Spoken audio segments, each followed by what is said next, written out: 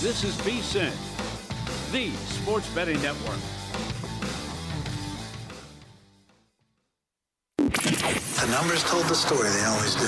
It's one of those idiots who believe in analytics. This is a numbers game with Gill Alexander on VSiN. Hour number 2 of a numbers game with VSiN, the Sports Betting Network, VSiN.com, Game Plus, iHeartRadio, YouTube TV, Sirius XM Channel 158. Gill Alexander, Dustin Swedelson. What a week from Dustin. Sitting in for Kelly Bidlin. People don't call you Dusty, do they? You don't feel like a Dusty. Well, John Jastrzemski does, which the listeners really had issues with, which I didn't because my whole family calls me that. More as like a term of endearment, joking around like Dusty, like that. Oh, yeah. They call me Dusty, but I was just thinking, I hear your theme song and I think of your face. Are they going to play that song at your funeral one day, you think? I just associate it with you. This got dark. Yeah, I know. I took you to I took you into deep waters here, but please don't play that at my funeral, please. The walk-off music? No, please don't do that. By the way, Stevie Fezzik coming up top of the hour. Let's just say this. Once again, I'll say Crack is unscripted. Stevie is, I want to talk about all these things. And he won't stop texting me topics. I'm like, okay. I've been there. One time I had a little conversation with Steve on the air because he was texting me too much, but he wasn't on the other end of the air conversation. I haven't heard from Steve since. Well, yeah, because no, he's always live texting, but with you, it didn't go well for you and him. I was like, Steve, I'm doing a show. Leave me alone. Oh, I enjoy it. I enjoy the live texting. I just want to read this one tweet because Dustin Super Jerk is not happy with you bringing up LeBron. He says, I can't wait to find out where LeBron's... He has a nickname for LeBron. James ends up, oh, my God, please stop. That's it. Have a nice weekend. I understand where you're coming from. I'd also say you can bet into these markets. They exist. Super Jerk has opinions. And it will actually impact the futures odds wherever he goes because he will be the third best player likely on whichever team he winds up on, which does boost that team's floor a lot.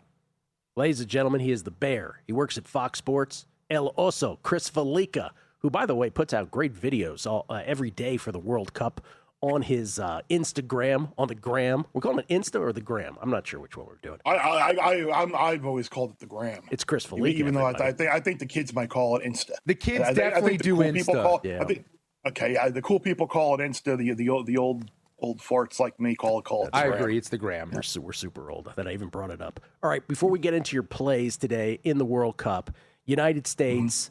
Game didn't mean anything for Turkey, didn't mean anything for the United States. By the way, I loved your analysis. Chris, on one of his videos, said, I refuse to call it Turkey because they've given us nothing to say yay about so far in the first two games. I like that. Deep dive analysis. Hey.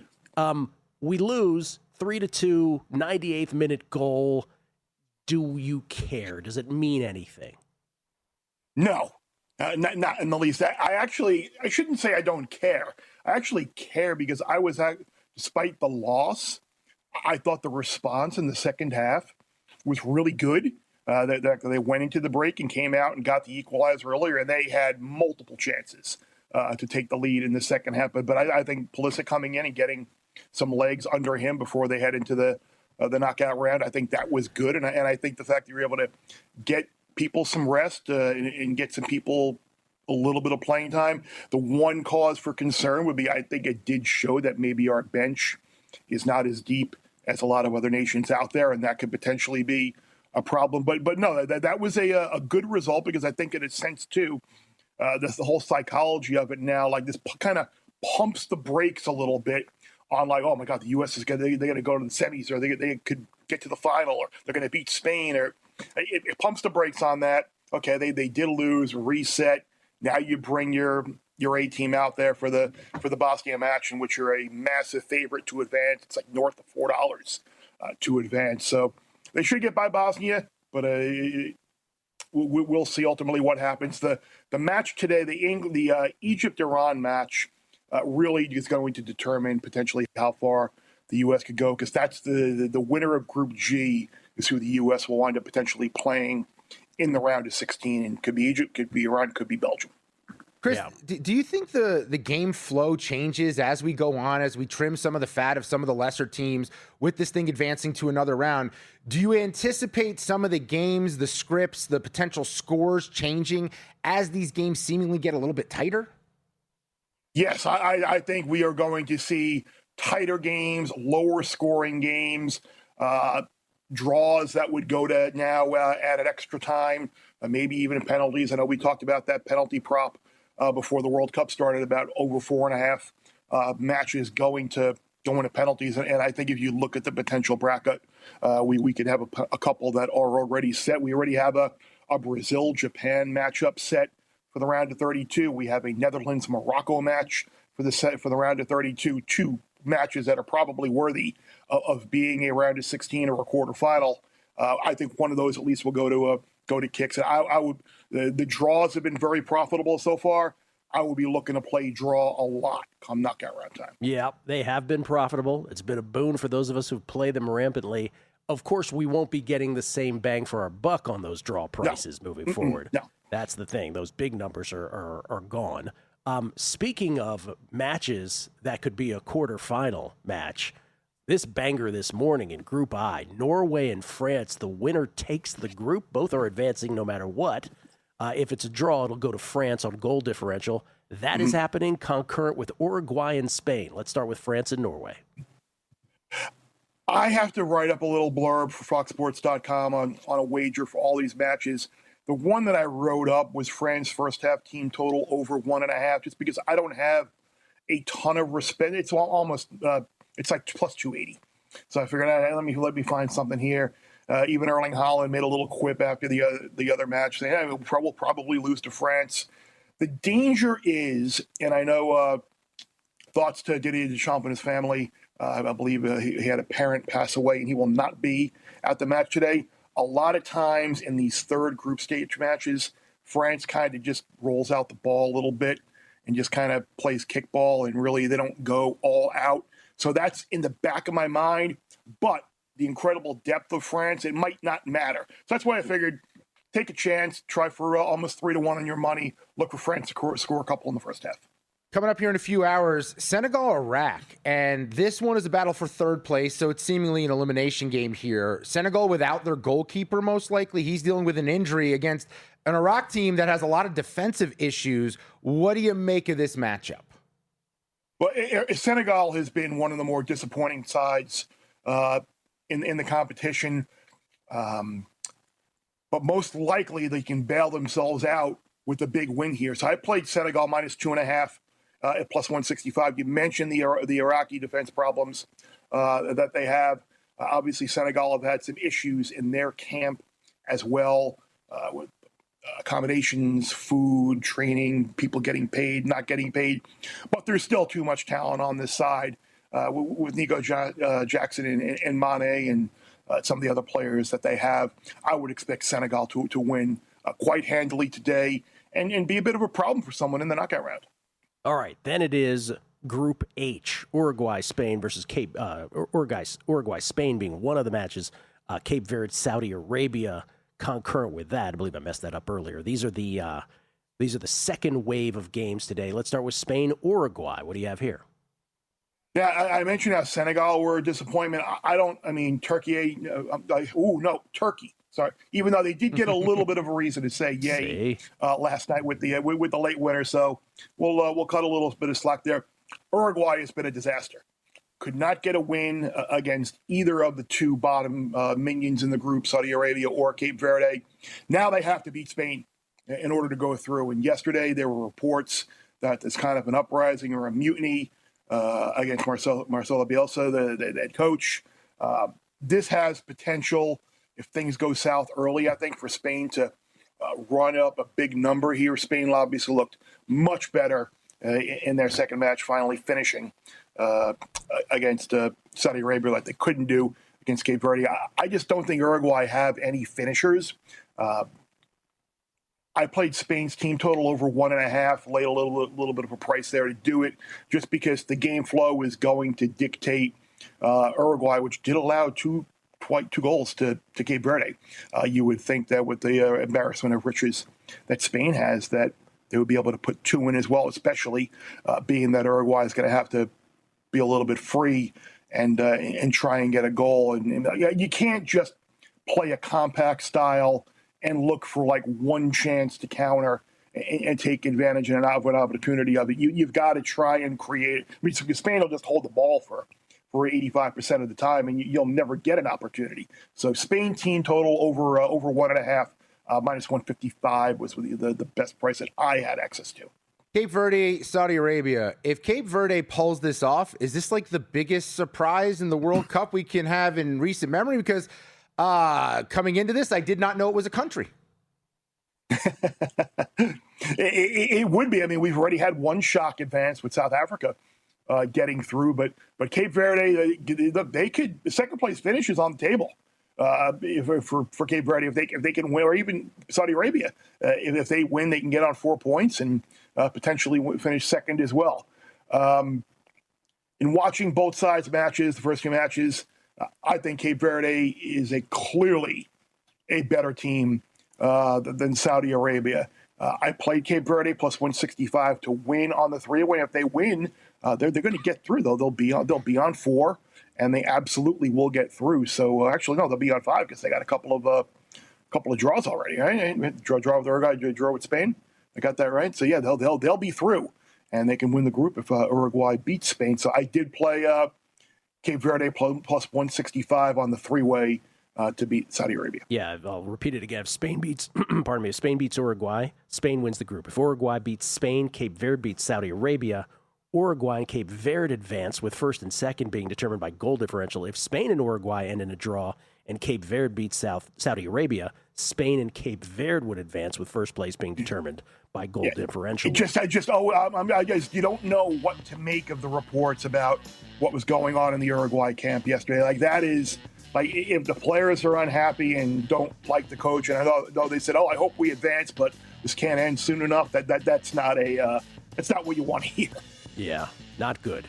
We'll get to Group G, which concludes the day of the Game 3s in the group stage for that group. Coming back with Chris Fallica. It's a numbers game at VSiN, the Sports Betting Network.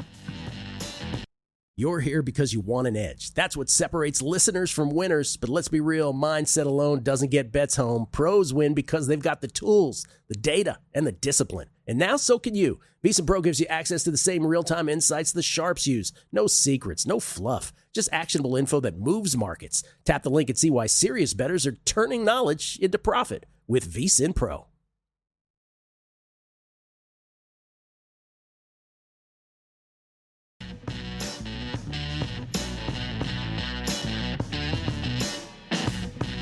A numbers game on VSiN, the Sports Betting Network. The Sharp Plays doing its thing, unmatched transparency with records updated daily, AI betting analysis, real-time global betting info, and alerts directly from the pros. You can scan the QR code on your screen for more at sharpplays.com. We get tweets beating the book.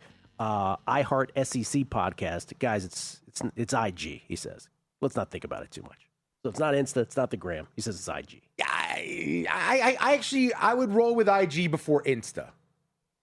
Yeah, Mr. Masterline, I pointed out, I made that mistake. He said France plays in the early window, then Spain, Uruguay tonight. Yes, I got the chronology and the groups messed up there. It starts out again today with the concurrent games in Group I between Norway, France, and then Senegal, Iraq at the same time. Then it's Group H. We're going backwards in the alphabet. Uruguay, Spain, followed by Cape Verde, at the same time as Cape Verde, Saudi Arabia. And then Group G, New Zealand, Belgium, Egypt, Iran, which we'll get to momentarily here with Chris. Caleb is king. What do you guys think about Dylan Dingler for AL MVP, 150-1? He's on fire as the best catcher in baseball and correlates with Dustin's Tigers division bet. I'll tell you what my reaction is. 150-1 is a hell of a number. So I understand where you're going with that. But, yeah, look, 19 homers, 57 RBI. The average is not great, 268. Not great in this, compared to the best players in baseball. In this day and age, it doesn't stink either, 268, by the way, it should be pointed out. He would have to continue to soar to be in this conversation, but I understand where you're coming from at 150-1. I like the idea. I would say, based on what I saw from Scooble in that start against the Yankees, which played a big role in my futures bet on the Tigers, I'm not sure you want to correlate much to that bet right now. I maybe jumped the shark. If I was doing something, I made a case for all these guys, and I told you why all these players on losing teams shouldn't be in the mix for MVP. Junior Caminero still staring at us at 40-1. He hit 3 home runs yesterday, up to 19 on the year. The Rays are a playoff team. I wonder if he continues to get hot with the bat down the stretch with the power and puts up gaudy numbers. Yeah, but again, as long as Jordan is pinning the needle on all these stats, right? tied for first in homers, second in ribbies, second in batting average, number one in hits, number one in runs, number one in slugging percentage, number one in OBP. It's kind of tough, but it's a long season, right? I mean, we're just at the halfway mark, so anything is possible. Chris Fallica joins us once again, courtesy of the Progressive Guest Line. You can follow him on Twitter at Chris Fallica. He's got the Bear Bets podcast over there at Fox Sports. How often do you put those out here in the football off season, Chris? Well, we're kind of in a lull right now, which is kind of why I've taken my own prerogative and initiative to do these daily videos during the World Cup to get some content out there. But yeah, so much going on with World Cup. I got no time for little old Bear and Jeff and Sammy P and Will. So we will be doing one once the group stage ends. So there'll be something out next week, and then. Yeah, we'll be ready to rolling full time again once the World Cup comes to an end. By the way, do I get partial credit? Will and I get partial credit? Like, do our 80-1 on Junior Caminero WBC most outstanding player? Does that like carry over to AL MVP? Does that work? I'm being told no. I'm being told no in my ear. Told me no. Sorry about that. What about Group G tonight? I'll read because I read them so quickly earlier, and I was taken to task for that. Group G implications tonight in the World Cup. And again, by the way, all these teams, so all the first and second place teams, everybody knows automatically advanced. The round of 32 is already populating. We got about half of the teams already in there. The third place teams are all waiting to see if they're going to make it. 8 of the 12 third place teams. So the Koreas of the world, the South Koreas of the world are sitting there hoping against hope that they can get in. They took a big hit yesterday with Ecuador getting the win. Yes, they did. That was bad for Korea yesterday. But that's kind of, what the sort of underbelly of this is. Group G again today. Egypt wins the group if they beat Iran. If Egypt and Iran end in a draw and Belgium beats New Zealand, Egypt and Belgium will advance with first place determined by best goal differential. If Iran beats Egypt, Iran will advance, and if Iran beats Egypt and Belgium beats New Zealand, Iran and Belgium would advance with first place determined by best goal differential. If Egypt beats Iran and New Zealand beats Belgium, Egypt finishes first, and New Zealand would finish second. With that as a backdrop, let's start with Belgium and New Zealand. The bet here for me was Kevin De Bruyne anytime goal or assist, minus 155. They were terrible. In their last match against Iran, and maybe part of it is due to Jeremy Doku not being there. He will be back after the birth of his child, back on the side. But they have an own goal in the opening match against Egypt, got the draw there. Then 0-0 against Iran for another draw. They have been very, very uncreative, very lackluster. Like I said, very disappointing. And all the people out there who are coming at me for talking about Belgium being overrated. How do you like me now? But anyway, I think with Doku being back, they should be able to name their score against New Zealand, and depending on what's going on in Seattle in the other match between Egypt and Iran, have an opportunity to potentially win the group. I think they should win today against New Zealand by multiple goals. So if they can't put 2 or 3 in against the Kiwis, then there are bigger issues there. Yeah, that's what I was thinking as well, Chris, because they're so desperate here. And New Zealand's had their own issues. Over 2.5 goals, minus 176. Over 3.5 is plus $1.43. Is that a good enough price for you there? Yeah, over 3.5 is tempting because once they get going, they could really wind up putting up a number here. At that number, I would take a look at that. Yeah. Who's in the finals, Chris? Who's in the final? I did play Egypt, Iran, both teams to score, by the way, in the other match. I think we're looking at a rematch of a couple of years ago. I think we're going to get France-Argentina again. France will obviously be on the opposite side. The one interesting bet, if you do want to make it, would potentially involve Portugal. Portugal right now, they are slotted as it stands in second in that division, which would move them to the side of the bracket with France, with Spain, with the Netherlands over there. That obviously a much more difficult path to get to the final. However, if they beat Colombia tomorrow, they wind up winning the group. and then they get put in that lower right-hand corner where they wind up getting that better run to potentially the final, where they would get Argentina in the quarter, and they would potentially get England in the semi, which would be better than playing Spain and France. So if you're willing to take a little bit of a flyer, you could maybe find a couple of Portugal versus France or a little Portugal versus Spain as a backdrop as well, because if Portugal do win tomorrow in Miami against Colombia, I think that those prices will take a click down, because the odds makers will certainly see that draw and realize that their opportunity to get there is better. But push comes to shove, you make one bet, it would be France-Argentina again. I like that you said that, because I have Portugal 8-1 before this thing started to win it. But here's been my concern. I felt like there was a huge overreaction to the draw with Congo, and then there, on the other side, a huge overreaction to a 5-0 win over Uzbekistan. I don't know what this team is. Do you believe the Ronaldo thing is an issue for them in trying to advance into the next stage? It's the cloud is always going to be there. They just need to stop force feeding him. You've got the best midfield in the world. You've got plenty of players. I like clearly against Uzbekistan, he made a complete difference. But the truth is obviously somewhere in the middle there. The game match against Congo was a corner before half where Congo made a great play to get the equalizer. They had a million shots in the second half and just got unlucky.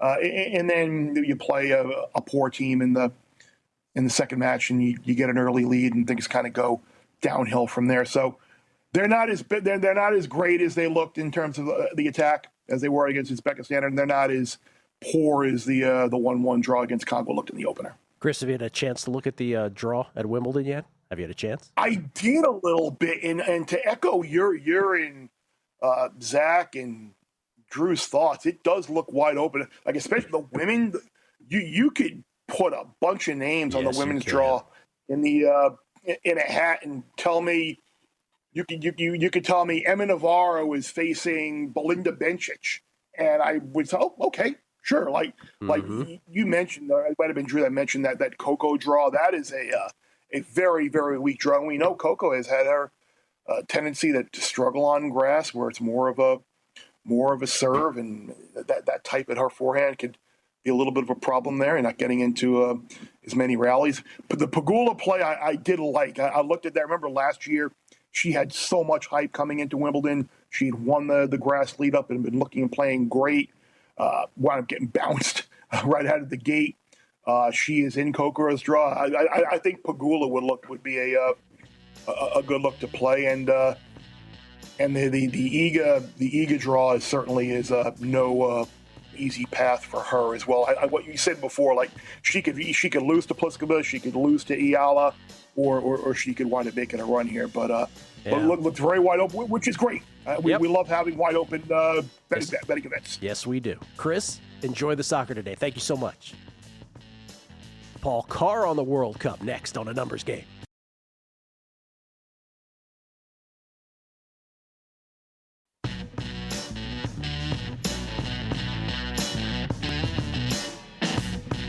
A Numbers Game on VSiN, the Sports Betting Network. Our NFL betting guide is out in full effect mode. The VSiN NFL betting guide, whether you're betting futures, win totals, division races, MVP Rookie of the Year, Super Bowl odds, our guide helps you get ahead of the market before training camp begins. Inside, you'll find breakdowns of all 32 teams, projected win totals, best bets from VSiN experts, future analysis, power ratings, and more. Get it today. Our football special is just $175.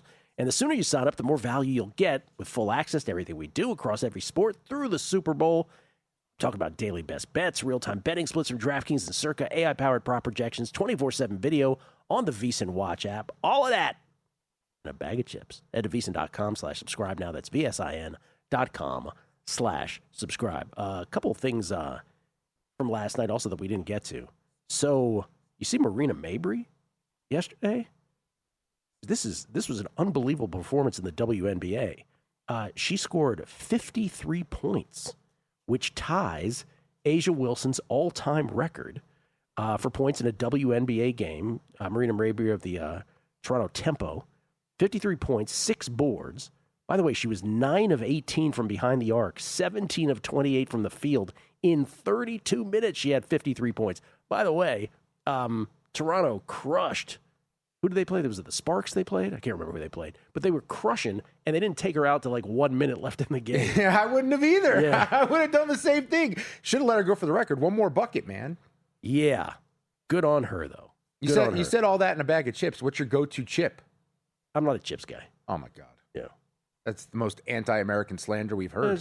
I love chips, but it's not like something I gravitate. It's not like I got to buy some chips. No. I mean, I don't buy them because if I buy them, one bag, whatever the size is a serving for me. When I was a kid, I thought like sour cream and onion was the greatest flavor ever. It's a great go-to. Yeah. It's a great go-to.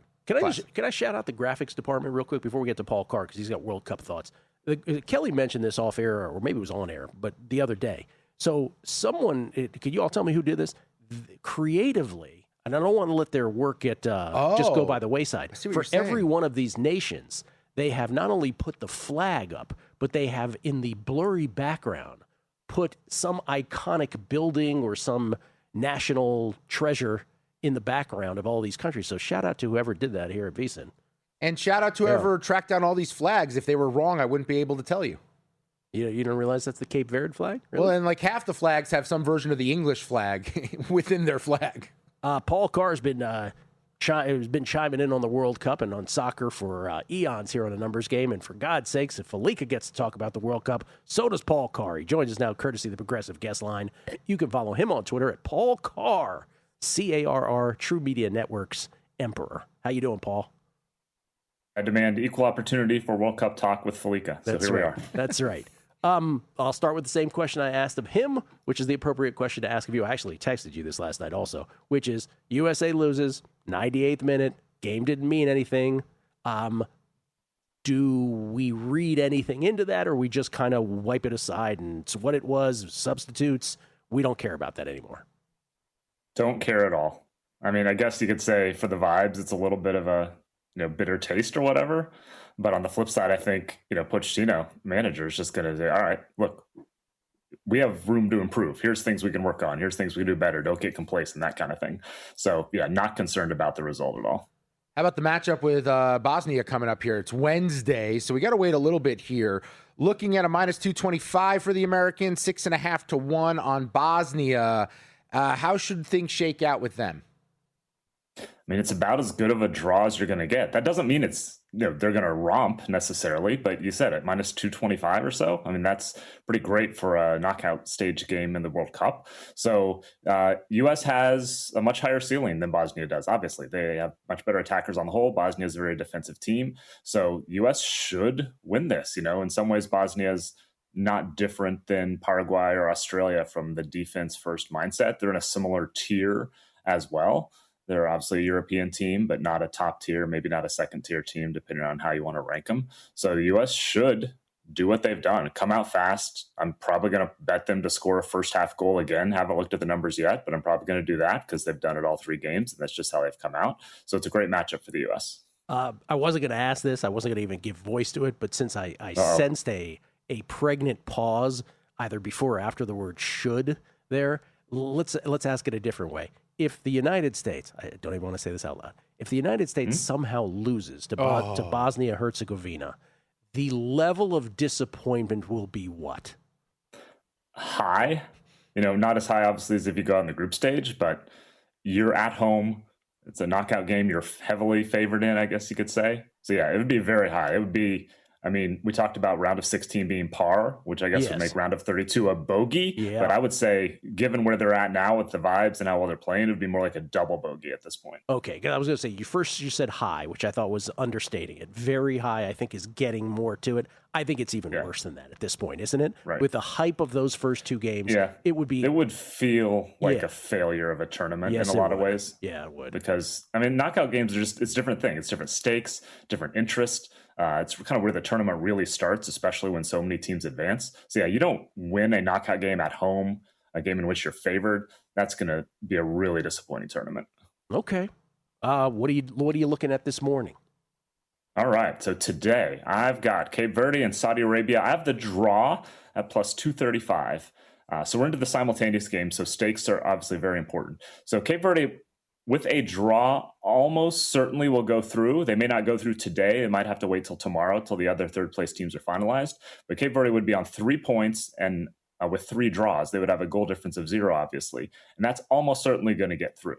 Saudi Arabia needs to win to get through, but I think Cape Verde is better. And, they could obviously win this. And I don't hate that bet either if you're in the plus 165 range or something, plus 170.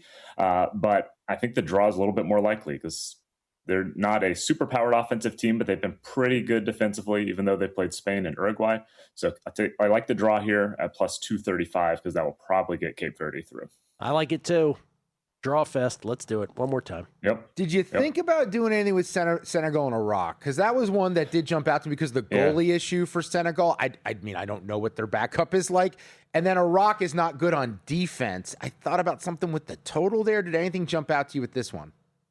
Yeah, I mean, Senegal, or either team really, needs to win by multiple goals to get into the best third place conversation. I mean, Iraq would probably have to win by like 4, which isn't going to happen.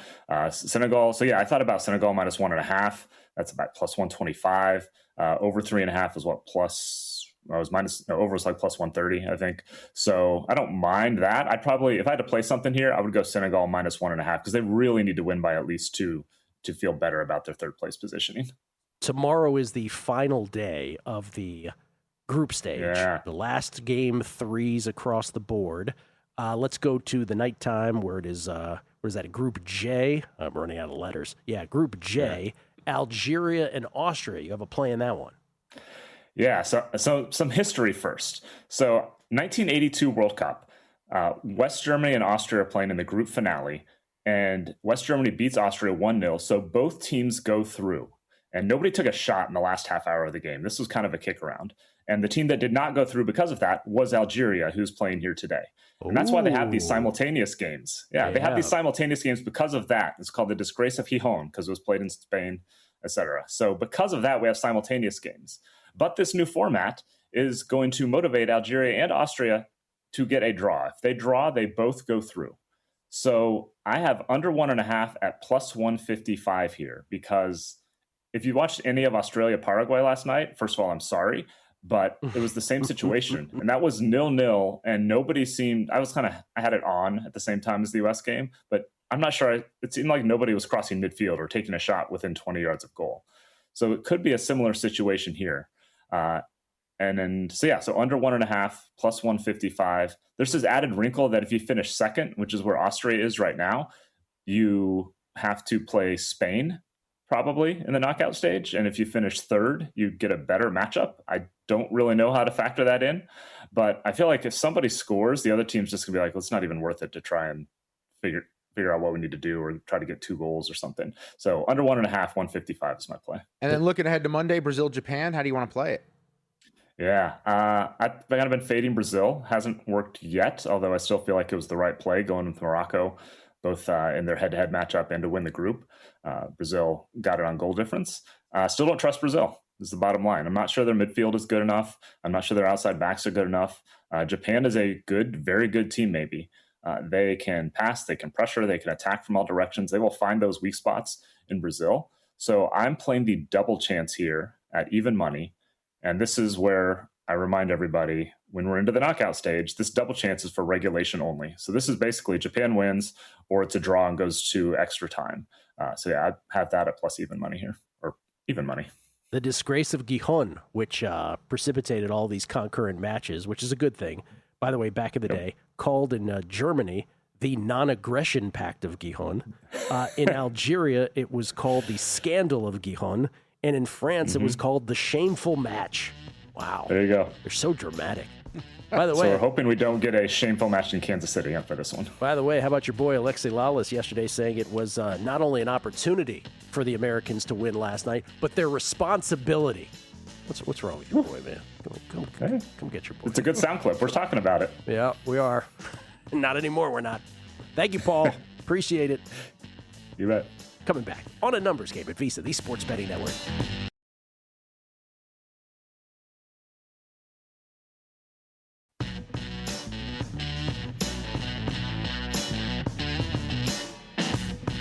A numbers numbers game on VSiN, the sports betting network.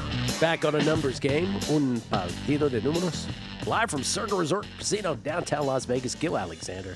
Dustin Swedelson. Can we give Dustin Swedelson a round of applause, everybody? Another fine week on the show. Fun times. What's your next VSiN gig? That is a good question. Next week, I do VSiN Prime Time for a day or 2 days. Yeah. And then I have my weekend shows this week. I do Saturday and Sunday for Live Bet Saturday and Sunday. Okay. And then the week after that, I haven't even looked ahead. Who are you doing Live Bet Saturday and Sunday with? That is a great question. Sundays with Doug Kazarian. I believe Saturdays with my usual partner, Ben Stevens. Nice. Okay. Who do you like the least of all your co-hosts? Of all the co-hosts on VSiN, Jonathan Von Tobel. I answered the question. JVT's joking, for God's sakes. We had tweets beating the book. No Emu Doug. Gill's funeral music is an odd topic, but I vote for Take Me Out to the Casino. Okay. Yeah, that did get a little awkward there for a second, didn't it? Look, I take people into places they never thought they'd have to go. I was like, please play something else. Tim Bowers. I get why soccer isn't mainstream in the U.S. and have buddies who would scoff at watching soccer, but if those skeptical would have watched Ecuador sweat out that win yesterday, I think more people could appreciate at least the World Cup. There's been a few of these matches where a team is just on the ropes trying to like hold on to a tie or hold on, and it's just like target practice, and the fact that they survive is amazing. Japan, by the way, in that draw that we hit yesterday, what a save that saved us, made by the Japan goaltender at that point. It was just awesome. iHeart SEC Podcast chimes back, and he said, I was able to get Argentina, France, plus 1043 on FanDuel yesterday in the morning. So over 10-1 odds on that as a finals matchup in the World Cup. Frank Doyle, seeing a prop bet for Wimbledon. Sinner, minus 160 versus the field. Plus 125. Any feelings on that? Happy Friday. I don't know what Sinner is in the whole to win market. I think he's right around minus 160. I think it's Sinner's tournament to lose. Any tournament right now in men's tennis, if Carlos is not playing and Sinner is in it, yes, I guess there's always the chance of heat exhaustion, but it's Sinner's to lose. So I would never bet the field against him. I really wouldn't. Fairway Fred. PSA, my 5 outs for The Miz, over 8.5 strikeouts, minus 110 at FanDuel. Minus 115 at something that's only in Arkansas. I don't even know what the name of that place is. Minus 117 at DraftKings, minus 105 at Kalshi, minus 102 at Profit X. Pretty easy decision. That's his point. Profit X, best number out there. I bet it last night, plus 114. Bango. Where'd you bet that? That was at Boyd here, so it's FanDuel. But with a lot of these K props, you can usually get a good plus price the night before. It's just, that's a high number, 8.5. I really went back and forth. I said, you know what? I'm just going to bet it here at the number. I'm going to play the plus price and see if it works out for me today with Mizraski. Yeah. How often are you in prediction markets? You using them more and more? When I'm in California. Yeah. Yeah, jump in on them and throw some stuff up there.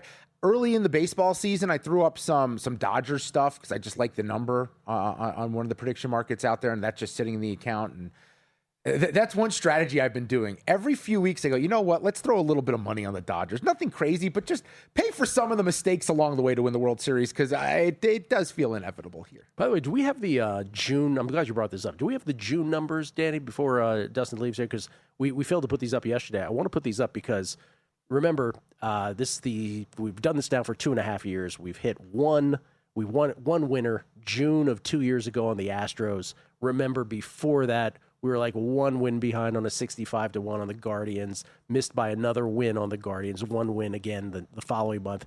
And since then, it really hasn't been all that great until this year. The Reds in March, April, we ended up losing by 2 wins. We got to the final day. We ended up losing by 2 wins. Last month in May, the Mariners were never in it, but they only ended up 4 wins behind. It's like they made this cosmetic run. Well, guess who's making a cosmetic run in June? Our Cubs. The Marlins are still ruling the roost at 16-5 in the month of June. The Phillies knocking at the door, 15-7. Brewers, Dodgers. Look, Phillies, Brewers, Dodgers, all chasing the Marlins. Brewers, Dodgers are 14-8. And then after that, it's the Astros at 13-9. And then looky here, the Chicago Cubs, what could have been. It's that first 15 games. I mean, the handicap was on it, but it's just, they went 7-8 against the Giants, Athletics, and Rockies. And that's what sunk us here, because look at them now, just 4 wins back. So anyway, it's not going to happen. Cosmetic run, but the thought was there. Brutal. Just didn't happen. I had the Cubs with you. I got a way worse number, though. I got plus 675, and I had the Astros 28-1. Oh. Yeah, I didn't consider them either.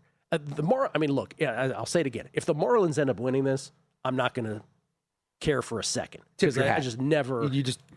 Never considered them tip of the cap. If the Phillies, Brewers, or Dodgers win, I considered all of them, right?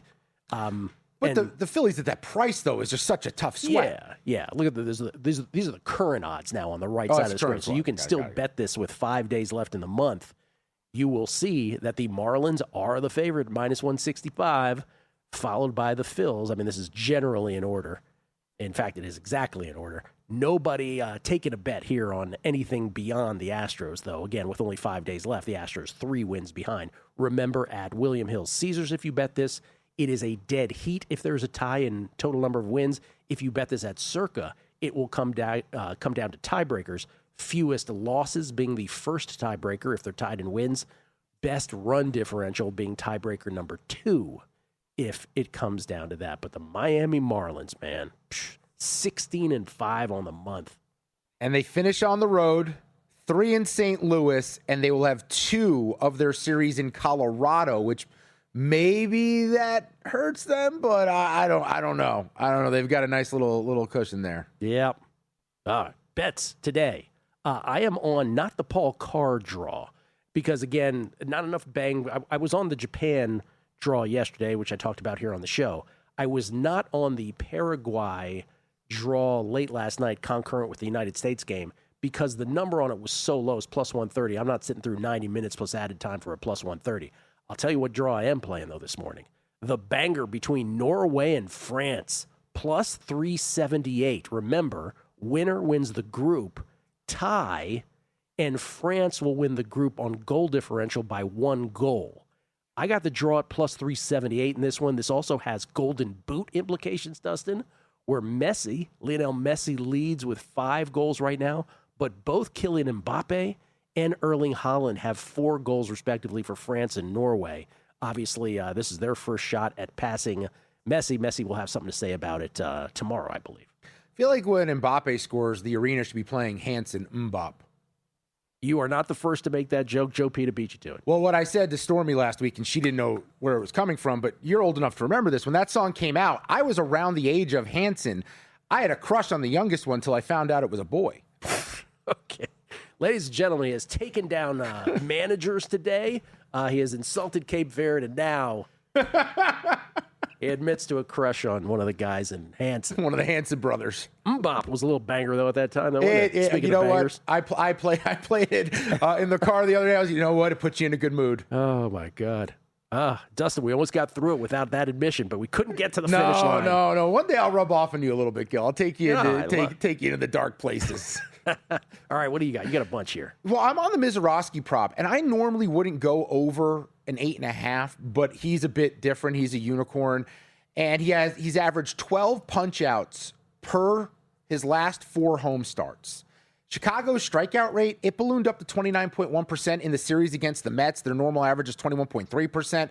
High number, but I'll chase the plus price at plus 114. I don't mind laying some of the numbers that are out there right now. The Nationals team total, we're going over 4.5. They face Trevor Rogers, who's really been good his last few starts after a bad May for him. But I think Washington, number 1 in OPS, 3rd in runs against lefties. Their hitters hitting .357 lifetime against him. They mash with the best of them. I don't think he has overpowering stuff, and I get that extra at bat with the road team in Washington today. I'm going to go under first 5, 4.5. I'll pay $1.30 juice on the Mariners and Guardians. Luis Castillo hasn't been good this year, but Cleveland's lineup is so depleted without Jose Ramirez. Since June 12th, 3.3 runs per game for them. Seattle on the other side since June 13th, 2.18 runs per game for them. As Cantillo is pitching at home, he's a little bit better at home this year. And the Mariners just 30th in OPS against lefties on the season. And then I'll take a flyer later tonight. Give me the Padres plus $1.30. Walker Buehler very quietly, a 1.71 June ERA. The Padres offense has woken up. Tatis and Machado are finally starting to hit for power. And you got Sasaki on the other side with a 6.19 road ERA. Junior Caminero, AL MVP. And then that's the last one. We're going to throw that one in here. I keep thinking about it. I keep talking about it. It's one of those bets where if it loses at 40-1, I'll be like, okay, I lost the bet. But if it ends up getting live because he goes on a heater on a winning team, I'm going to regret not betting this one. So give me Junior Caminero 40-1. Okay, you got it. Chris Fallica, today, Norway, France. France, first half, team total over 1.5 at plus 281. Senegal, Iraq, he's taking Senegal, laying the wood, minus 2.5 goals. Cape Verde, Saudi Arabia, he's playing Cape Verde, draw. Oh, no, Cape Verde, pardon me, plus 165 on the three-way. Uruguay, Spain, team total over 1.5 goals. And then at night tonight, Egypt, Iran, both teams to score, yes, plus 105. And New Zealand, Belgium, he's going with Kevin De Bruyne, 1 goal or assist at minus 155. Paul Carr, Cape Verde, Saudi Arabia, draw. Tomorrow, Algeria, Austria, under 1.5 goals. And Monday, Japan, double chance versus Brazil. Thank you, Dustin. Appreciate it. Thanks for having me. Steve Fezzik, next.